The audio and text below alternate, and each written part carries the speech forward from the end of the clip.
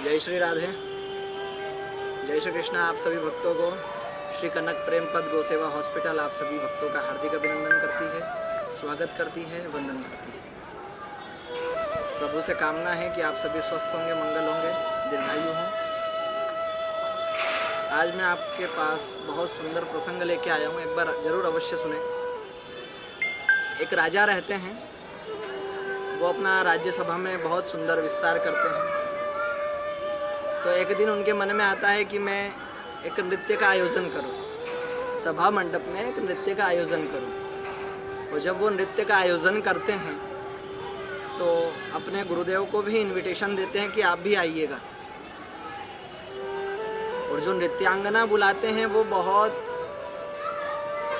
सुंदर, सुशील, मतलब उसको देख के बच्चों का मन भी चल जाए, ऐसी नृत्यांगना बुलाते हैं राजा साहब।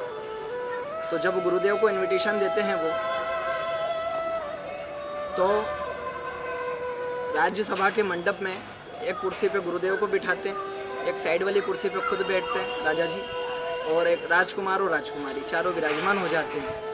और नृत्य प्रारंभ होता है। और जब नृत्य प्रारंभ हो जाता है तो अनेका प्रकार के नृत्य करते करते करते जब 1, 2, 3 घंटे बीत जाते हैं, 3 घंटे जब बीत जाते हैं तो नृत्यांगना के साथ में जो रिदम बजाने वाले लोग थे, कलाकार थे, वो अपनी राह भटकने लगे थे, थक गए थे, रिदम भटक रहे थे।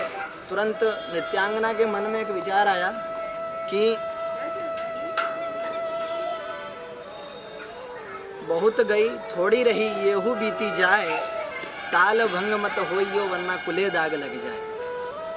बहुत हो गई थोड़ी रही है येहू बीत जाए, ताल भंग मत होइयो वरना कुले दाग लग जाए। जब नृत्यांगना ने ये शब्द बोला तो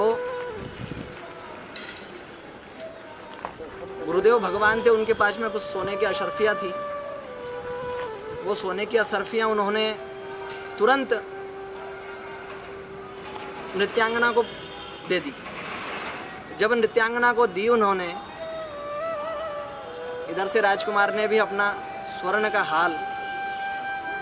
हार जो था वो उन्हें दे दिया।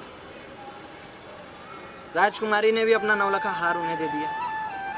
राजा क्रोधित हो गए, तुरंत उठ गए, बोले क्या सबको लूट के जाओगे? जब राजा उठे तो गुरुदेव ने उन्हें बोला शांत हो जाइए राजा जी। तो राजा जी ने गुरुदेव से पूछा कि प्रभु आपको क्या पसंद आया कि आपने सारी अशर्फियाँ दे दी, कुछ तो रख लेते हैं। तो तुरंत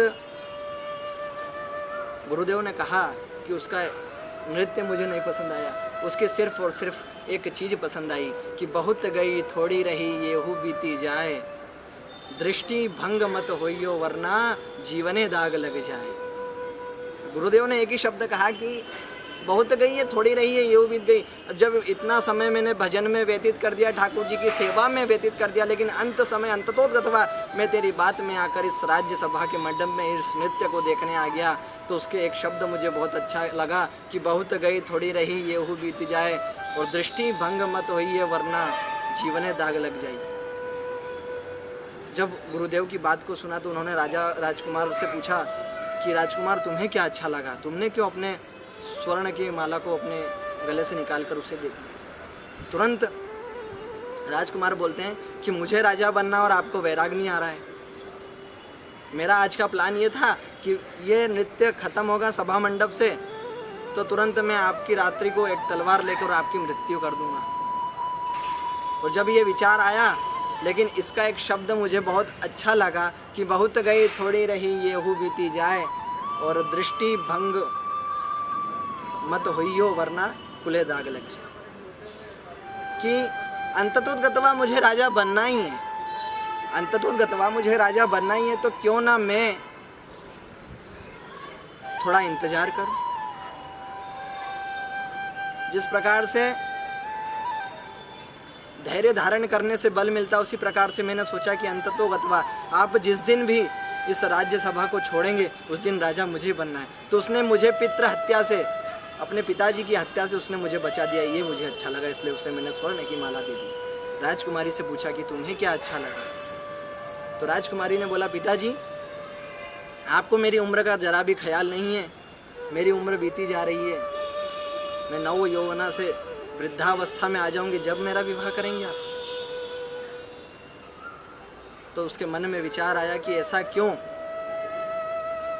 आप, मेरा आज का प्लान था, राजकुमारी ने कहा कि आज का मेरा प्लान था कि मैं आज ये नृत्य खत्म होते ही जो द्वारपाल खड़ा है उसके साथ में मैं भाग जाऊंगी, उसे भी तैयार कर रखा था, उसके साथ भाग जाऊंगी, ऐसा प्लान मेरा था। लेकिन सिर्फ इसके एक शब्द से कि बहुत गई थोड़ी रही ये हु बीती जाए, चरित्र दाग मत होइयो वरना कुले दाग लग जाए, कि कुछ समय व्यतीत कर लूंगी तो हो सकता है कि आज नहीं, कल नहीं, परसों तो मेरा विवाह होना ही है, तो क्यों मैं अपने चरित्र पर दाग लगाऊं? क्यों मैं अपनी मर्यादा को खो दूं?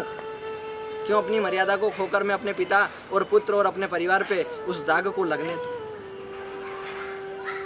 तुरंत राजा की आंखों से अश्रुपात हो गया। उन्होंने कहा कि मैंने तो ये एंजॉय के हिसाब से, मैंने तो आनंद के हिसाब से सभा में नृत्य को रखा था, लेकिन मुझे क्या मालूम कि ये नृत्य मेरे परिवार की दृष्टि बदल देगा। तुरंत राजा ने गुरुदेव को हाथ करा और कहा कि बहुत गई थोड़ी रही ये हु बीती जाए, और ठाकुर के चरणों में मन को लगाइयो तो भव सागर पार हो जाए। तो बंधु, एक ही इस कथा से, एक इस प्रसंग से एक ही सीख हमें मिलती है कि इस कोरोना रूपी महामारी में बहुत गई थोड़ी रही ये हु बीती जाए।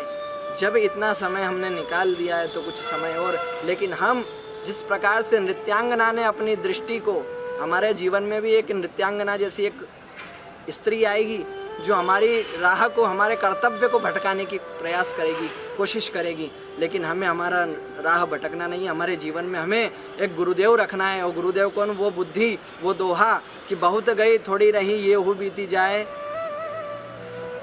कुछ समय और व्यतीत कर लो, क्योंकि जीवन में जो समय आने वाला है बहुत अच्छा है। और आप इंतजार करिए, ठाकुर जी का स्मरण करिए और प्रभु का भजन करिए, प्रभु को सुमिरन करिए, ठाकुर का स्मरण करिए।